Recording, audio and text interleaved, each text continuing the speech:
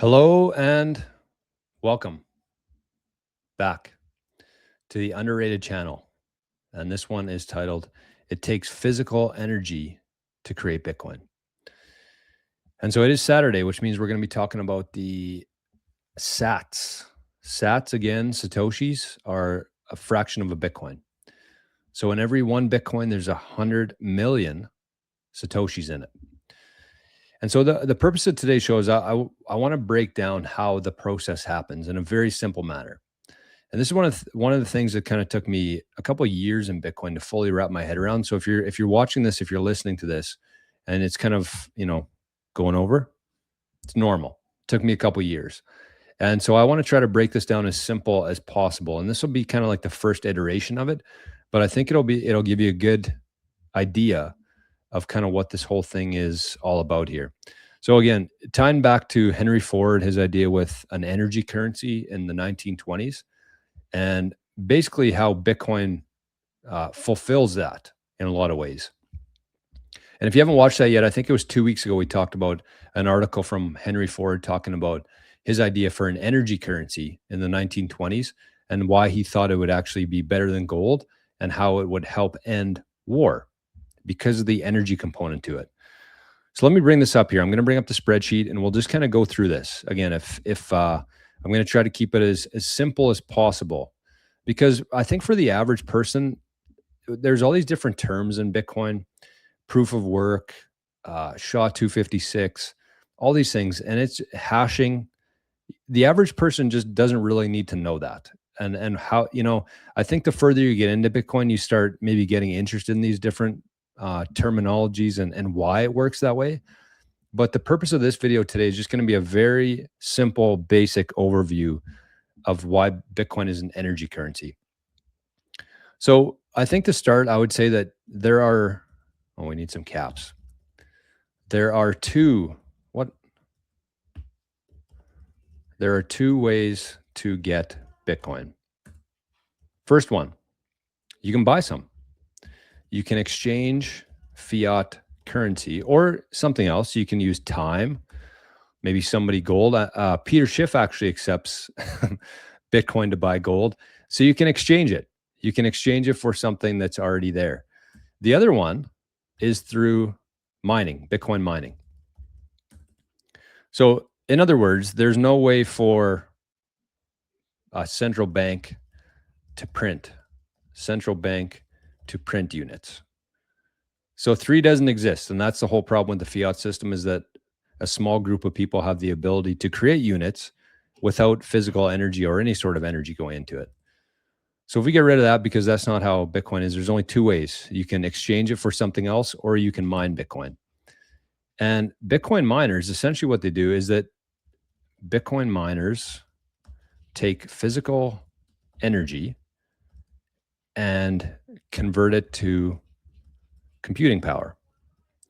So when you think about a Bitcoin miner is a supercomputer, essentially. They have chips inside them that have a very specific purpose, which is to mine Bitcoin.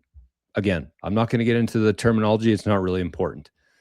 But their specific purpose, the chips, are to mine Bitcoin. And in that process, basically all they're doing is they are making guesses. Again, very simple here. They're making guesses. And so those guesses, essentially, the more energy you have, the more energy or compute power, the more energy, the more guesses you have. And so you can't mine Bitcoin without physical energy, right? Because you hook up your Bitcoin miner to a power source, and that power source is coming from some sort of energy source. It could be hydro, it could be wind, it could be solar, it could be anything, natural gas. But you take that energy from the real world and you plug in your Bitcoin miner, and it takes physical energy to mine Bitcoin. You can't mine Bitcoin without physical energy. So in other words, every single Bitcoin, every single sat that's ever been mined since January 3rd, 2009 has been done so using Bitcoin mining and has been done so using physical energy. And so again, focus on this, because that's all that these Bitcoin miners are doing. They're trying to guess this equation essentially, and whoever guesses properly wins the Bitcoin. Whoever guesses the what should we call it here? The problem. Whoever guesses the math problem, essentially what it is. Whoever guesses the math problem wins the Bitcoin. So that's the reward. Their incentive to mine Bitcoin is that they are paid in Bitcoin. So keep that in mind as we kind of go forward here, is that with the Bitcoin mining, every single Bitcoin that has been mined since 2009 has taken physical energy from the real world, put it into compute power, and that's what's essentially securing, and that's what's incentivizing the miners here. So if we go into, let me take this down for just one sec. If we go into the mempool, you can actually see yourself what this looks like. So all these blocks here at the top, this is a resource called the mempool.space. And you can go to these blocks and you can click in one of these blocks and you can see these blocks here. That's why it's called the blockchain, is just a chain of blocks, and all these blocks have transactions inside of them. So if you scroll down, you can actually see all the transactions that were included in this block, including this Coinbase transaction. And so this Coinbase transaction has nothing to do with the Coinbase company, but it's the newly generated Bitcoin. And so every block, there's a Coinbase transaction. And those coins, the newly generated coins, they get paid to the miner, which in this case was Foundry. And so you can see their reward here. So every time somebody sends a transaction in Bitcoin, they have to pay a transaction fee. So whoever mines that block, they get all the transaction fees from the transactions that we looked at below, and they get the subsidy, which right now is 3.125 Bitcoin. So every block, a miner is paid 3.125 Bitcoin plus the transaction fees. That's their incentive for mining. So this last miner here, Foundry, they got 3.144 Bitcoin. And the fiat equivalent of that, the dollar value of that, was 219,000 US dollars. So that's why Bitcoin miners are spending energy, spending electricity, because they want to try to hit a block. And when they hit a block, they get paid pretty well. So that's what covers their electricity costs, is the incentive to mine being the subsidy and the transaction fees that are paid to miners. So then the miner has the responsibility of compiling this block, and so they get to decide which transactions go into the block. And these are here forever. You can go into every single block. This is block 936,588. So there's been 936,588 blocks since the Genesis block that we looked at a week ago, or whenever that was, in 2009. And you can go through every single block, 0 to 936,000. You can look at who mined it. You can look at all the transactions inside that block. You can see what the miner got paid. But the point of today's lesson is just to explain that it takes physical energy, takes it from the physical world and brings it into the digital space. And that's what makes these units so scarce and so valuable, is because every single unit that's been created in Bitcoin has been created with physical energy.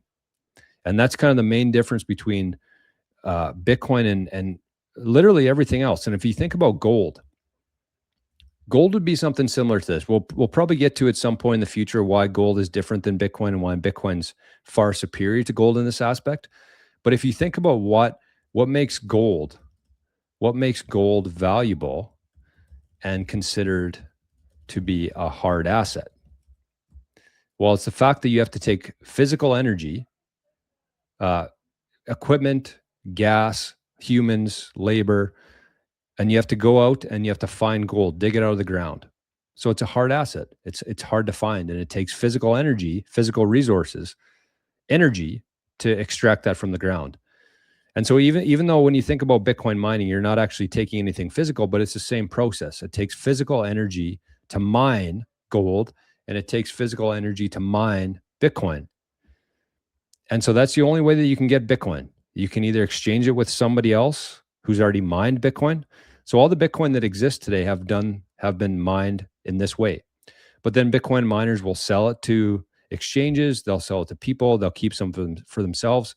But the point is that every single Bitcoin that's been created since 2009 has been done so using physical energy.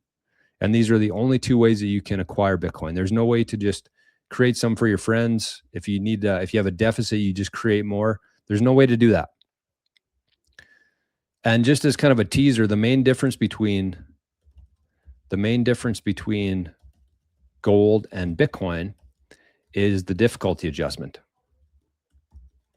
Difficulty adjustment, which kind of self-regulates Bitcoin based on how many people are mining. So if there's a lot of people mining Bitcoin, the difficulty adjustment goes up.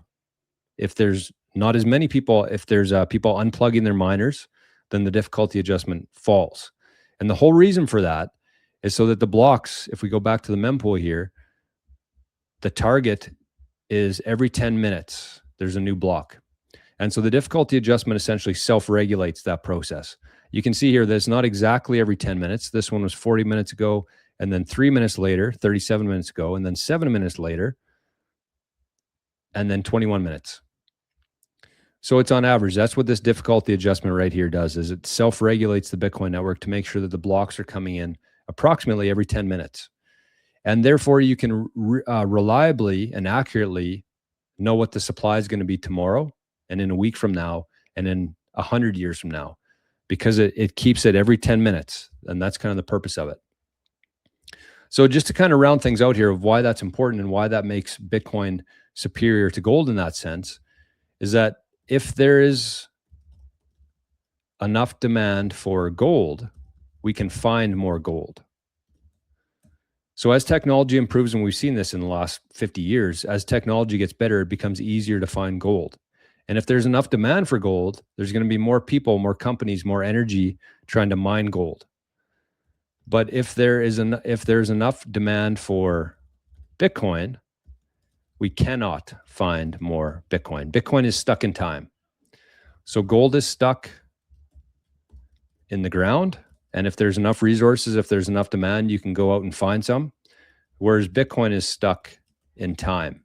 Because of the difficulty adjustment, because of the target blocks being every 10 minutes, Bitcoin is stuck in time. And regardless of how much demand there is, how much energy you have, how good your technology is, you cannot shortcut that. And therefore, Bitcoin is stuck in time. So I hope that makes sense. These are going to be the new thing for Saturdays on the Underrated channel, because I do want to reach kind of a broader audience here than just people who are in Bitcoin right now. So hopefully that made sense to you. Again, if you've been enjoying these lessons and things we're working on here, you can send some support to this QR code. And that's it. Hope you're having a great Saturday today, and we'll talk to you soon. Bye-bye.